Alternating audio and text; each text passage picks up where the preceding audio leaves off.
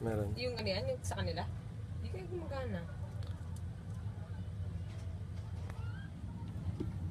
Ay, nakita na ako. Ay, hello. Hello, Lovercats! Happy Wednesday sa inyong lahat. Ayan, kamusta? Kakatapos lang po ng Sugod Bahay at nandito po ako ngayon dahil meron naman po tayong bagong segment. May mga questions. Meron pong mga katanungan para sa akin. At paano ito, maaari mo bang i-explain sa ating mga manonood? Parang ganito lang yan. Anong ibig sabihin para as a babae, sa point of view ng babae, kapag may mga tinanong ka tapos yun yung mga respond nila sa'yo. Halimbawa, for example, magpapaalam ka. Halimbawa, babae. So teka. Akala ko, parang sila yung yung lalaki yung magpapaalam, tapos ano yung response ko? Ganun ba? Parang ganun. Pero ganun. hindi, ikaw sa'yo. As a babae, kapag nagpaalam ka, tapos sinabi sa'yo na, halimbawa, ito, yung una, halimbawa magpapaalam ka, nagpaalam ka. Alis kunwari. Tapos kunwari. sinabi, Tapos sinabi bawal. sa'yo, Teka, okay. ang sasagot ba sa akin ay magulang ko ba o nobyo o sabihin na nating boyfriend. Boyfriend.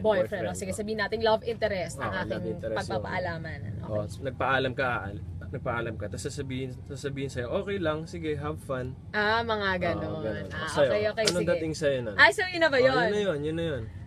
Sa akin? Well, edi okay, kasi pinayagan ako, pero may mga, may mga moments na parang, speaking on behalf ng mga kababaihan, merong mga kasing ibang tao na gusto nila yung pinagbabawalan sila, yung mga babae and lalaki din gusto nila yung pinagbabawalan. So parang yung mga ganyang response, ayaw nila ng mga ganyan. Parang mas gusto nila na kapag nagpaalam sila, parang pagbabawalan muna, ang dami munang itatanong, ang daming guidelines, ang dami pang sasabihin, ang dami pang basta ang daming minsan 'di ba, halimbawa sarcastic yung mga sagot na gano'n. Ayun, depende. Na parang ayaw naman talaga, tapos syempre may isip mo ganyan. Gusto ba talaga nito? Ayaw ba talaga nito? Ayun, depende na lang din sa tao kung sarcastic ba itong pagpapaalamanan mo. Depende na lang din sa'yo kung tutuloy ka. Pero sa akin kasi, pag mga ganyan, nakikiramdam din ako syempre. Nakikiramdam din ako kung sarcastic nga ba yung kausap ko, kung okay lang ba talaga sa kanya. Kasi malalaman mo naman sa tono o kaya sa mood nun. So kung puwayag siya, okay, sige. Pero kung alam kong medyo ayaw niya, edi pag-iisipan ko kung tutuloy ako o hindi. Pero nadadala naman sa usapan niya. Ito naman, next. Love interest pa din. Parang, halimbawa, meron kayong date or lakad or something. Tapos, sinabi mo na, sige, alis na tayo, ganyan. Tapos sasabihin sa'yo na, teka lang, parang, I have nothing to wear. Anong impression mo dun sa ganun? Parang siya ang magsasabi. Parang tinatamad ba siya? Or hindi. Wala talaga? Malay naman natin, wala talaga. Pero malalaman mo, tulad na nasabi ko, malalaman mo naman niya kung nagdadahilan lang o kaya kung yung rason naman niya talaga ay totoo kung wala siya masusuot. Di date lang naman, di ba? Date lang.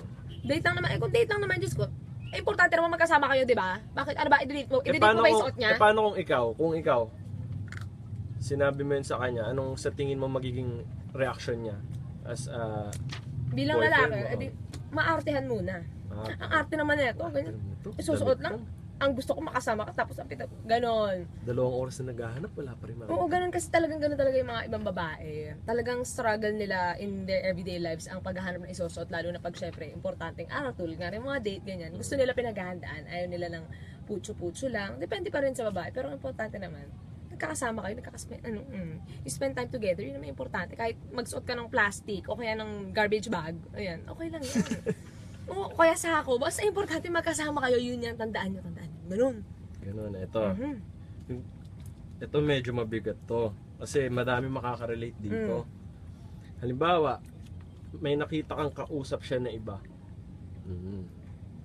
Tapos sasabihin nyo, hindi ako nagsiselos, ganyan. Teka, sino ang may kausap na iba? Nahuli ko siya, may kausap na iba, ka-text, ganun. Hindi. Ikaw ang may kausap na iba, tapos nahuli mo siya na nakita niya, tapos sabihin niya, hindi naman siya nagsiselos. Ang unang katanungan dyan, meron ba dapat ipagselos? Kasi kung wala naman talaga, hindi ba naman talaga dapat ipagselos? Malay mo, depende rin kasi yan sa lalaki. Siyempre, kung love interest mo yan, alam mo yan kung seloso o hindi. Well, Hindi, may mga times kasi na kahit sabihin mong hindi seloso yung lalaki, 'di ba? O kapag nakita Oo, mo- malalaman mo naman kasi kung ano kung nagdadahilan lang yan na hindi siya nagsiselos pero deep inside, na-hurt siya, naiinggit, nagsiselos, ganun. Actually, maraming lalaki yung ganun. Gusto niyo ba yung ganun? Ha? Yung nakikita niyo nagsiselos yung mga lalaki. Minsan. Hindi, ba't minsan lang? Ewan ko kasi parang iba yung dating nun sa babae na parang, uy, nagsiselos. Parang may feeling na, ay, may ano pala to sa akin. At saka talaga. minsan depende rin sa mood, di ba? Halimbawa, Oo. sabihin mo nagsiselos ka, tapos ayaw mo talaga na nagsiselos ka, ganyan. So parang ang dating, naiinis ka, may irita ka dun sa tao. Pero cute kasi yung nagsiselos. Tama, Oo, cute basta wag lang susobrahan. Yung normal lang. Kasi kung sobrang selos na yan, Mga OA naman. oo, nag-ano yan, mauwi yan sa hiwalayan. Pero dapat yung mga, mga konti-konting selos lang every once in a while. Para, nakakit kasi may kilig din Kilig sa pa din. Oo, may kilig Yun na yun, dating yun yung sa... hanap mo dun sa selos talaga. Pero mas okay din minsan na wag i-deny ng lalaki na nagsiselos. Mas okay na kahit minsan umamin siya na sabihin niya dun sa babae, sabihin niya sa akin na nagsiselos ako dito, ganyan. Kasi iba yung dating sa amin kasi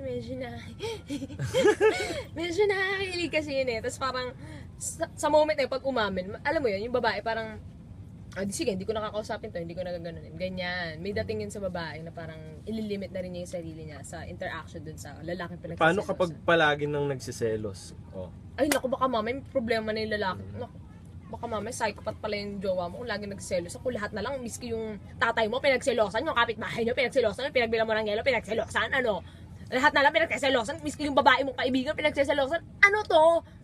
Hindi kasi may ganun talaga. May ganun. May mga ganun lalaki na, basta kung sino yung lagi mo kasama, kung sino yung lagi mo nakaka-spend ng time together, pinagsiselosan, ultimo babae, pinagsiselosan, best friend, pamilya, parang ayaw nila na gano'n, parang gusto nila equal yung attention na binibigay mo sa Pero siyempre, priorities pa din. Siyempre, family, ganyan. Iba kayo ng ginagawa. Correct. And siyempre, depende na rin yan sa tao kung paano niya babalansehin. Basta, for as paano long as... i-handle yung relationship, Correct, diba? oo. Basta Tama, magpapasok sa relasyon, Tama kung yung hindi nyo mga kayang... ganyan. Tama. Diba? Tama. Nakaka-relate ka ba, JP? Hindi. Yung Tama, totoo. tama. Basta kailangan balansehin lang yung mga priorities mo sa buhay. Kaya naman yan Basta sa sarili mo, kung sa tingin mo kaya mo din. Ganun, basta. Tanungin Pero naman mga natin. ganyang usapan, okay, kayo naman ang tatanungin ko. So, ano naman ang mga problema na lagi nyong pinagdadaanan ng inyong jowa, crush, love interest, o kung ano man. Ayan, comment below. Lakas mo kayo. Comment below. Ayan, so ayan, bukas magsasagot pa tayo tatalakayin pa natin ng mga ibang bagay tungkol sa mga ganito, tingnan natin kung ano. Basta mag-ano kayo, mag-comment kayo kung anong gusto nyong talakayin para bukas. Ayan, Kasi hinahanap namin yan. Hinahanap namin yan, iniisa-isa namin yung mga comments at naghahanap kami kung ano yung pinaka makabuluhan at kung ano yung maraming makaka-relate. Ayan. So, for the meantime, kain muna tayo ng paborito ko chocolate. Susunod na yung Susunod na ang Hakot Pa More sa Eat Bulaga. abangan nila yung Kaliserye. Abangan nyo rin yung Kaliserye mamaya after ng Hakot Pa More. Ayan. Ano na kayang mangyayari? Pupunta kaya sila Lola sa sa beach? Sa Baguio. White sand. So, siningit lang namin yun para talaga. Oo, pinag-usapan namin yun. Ayan. Bye-bye!